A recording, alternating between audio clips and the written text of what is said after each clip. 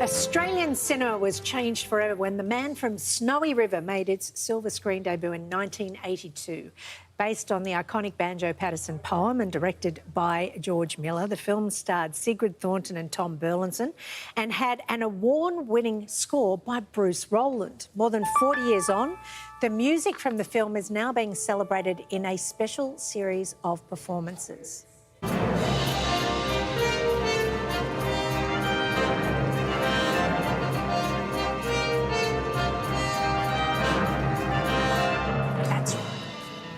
It sounds incredible, and to tell us all about it, we have Sigrid and Tom here with us right now. It is so good to see you both. Thank you. This Good morning. is amazing. Good morning. I think the love all of us have for this film just makes us smile whenever we think about it, when we hear that music, when we see you two. It's just so glorious. Do you have that same passion for the film after all these years? Is it special for you too? Definitely, for me, definitely. It changed the course of both of our lives and indeed the lives of everybody. All the sort of key creatives on the film were changed by the fact that the film just took off and, you know, made its way into the public consciousness so quickly, and it's sort of still there.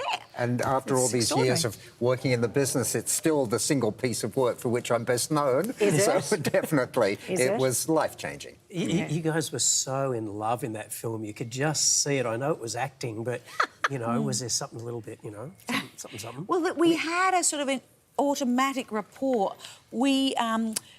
I was lucky enough to be the first human cast. As we know, Danny was the horse. He was cast first.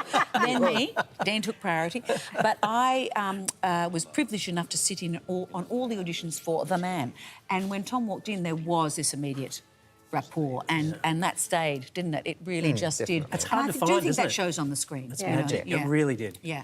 There were so many big names in this cast: Terence, Donovan, Kirk Douglas, Jack Thompson.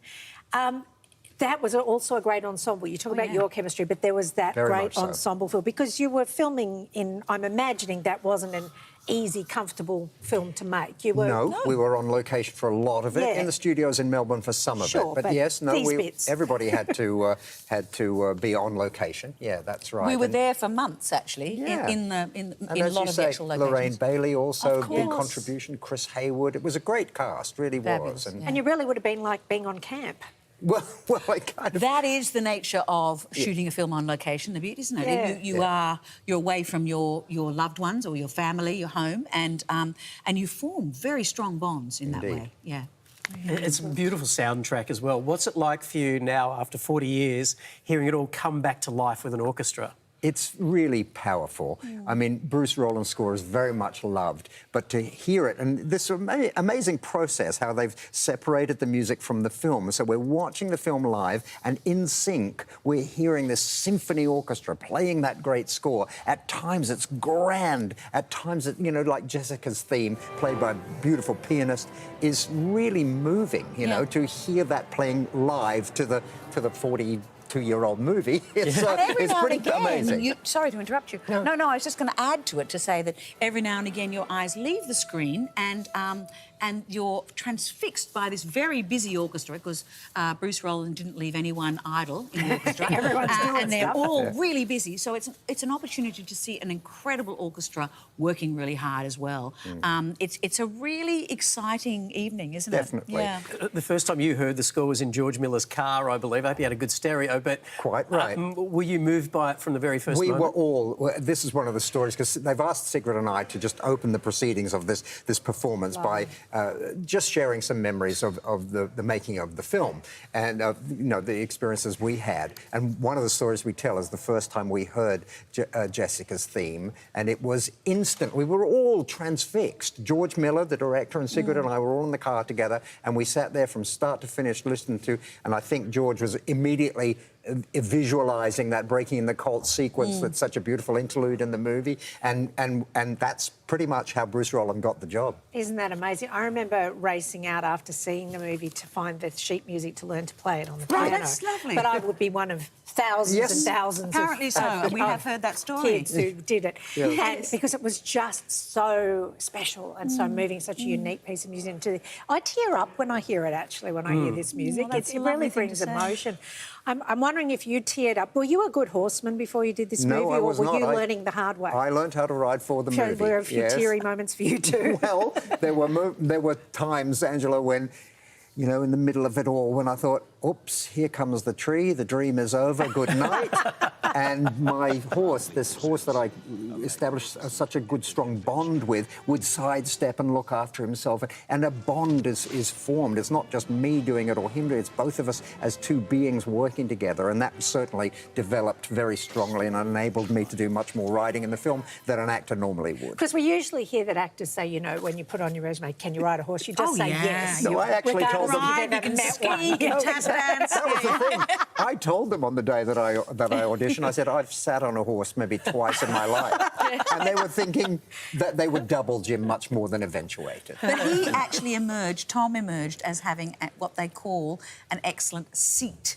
So he was a natural rider. It was a surprise to everybody. Well, I suppose, good for it. Yeah, but and of course, I would jumped in boots and all. It was a great opportunity, and that was part of playing the character convincingly, was coming to terms with the horse riding. And how did Kirk Douglas find working with an Australian crew and being out here with... I think, look, I fancy it must have been an extraordinary experience for him, because for him, he was coming on to a little film. Yeah. He was a veteran of 60 films, I think, by that stage even. He produced a huge number of films himself, vehicles for himself, all of that stuff. And he was in fine form, but he came on to a relatively small shoot with a relatively small number of people in a very isolated place, but he makes his presence felt. Where he'd made the late Kirk, we should say now, bless him, made his presence very much felt. He was a man of very strong character and ego. But I myself, I got on very well with Kirk. He was a great teacher for me. He taught me a lot about screencraft, script editing. Oh! You don't need that. All that stuff. Right. Yeah. Very useful. And also, of course, because he was playing two roles, we had to really develop two sort of different working relationships with him, depending on which character he was playing on the day, because his behaviour would be very much affected by whether he was playing Harrison or whether he was playing Spur, you know, with all that sort of jollity. So, yeah, he brought a wealth of experience. The movie would not be the movie that it is had Kirk Douglas not been on that set. So even though it was challenging, he brought it. And he worked so hard, didn't he? I mean, he would work through the night. He would ring George Miller at 3 o'clock in the morning and say, I've got a great idea for tomorrow. George would probably go, George would be half asleep and not used to that kind of incredible intensity, really. But it was an extraordinary experience for you both. It was. And for us to see it on the screen. If you do want to see this, tickets are on sale now for The Man from Snowy River in concert. For more details, head to manfromsnowyriver.au. Tom and Sigrid, two incredible legends and two beautiful people. Thank you so much. Thank you so much for joining us. So lovely to see you both. And what a special occasion to get together. That's Bless you. And back at you about all that too. Thank you. That's very wonderful kind. people to be sitting with today. Thank you. Very kind. I'm allergic to horses, but otherwise I loved it. Celluloid, darling. You're safe. You're safe.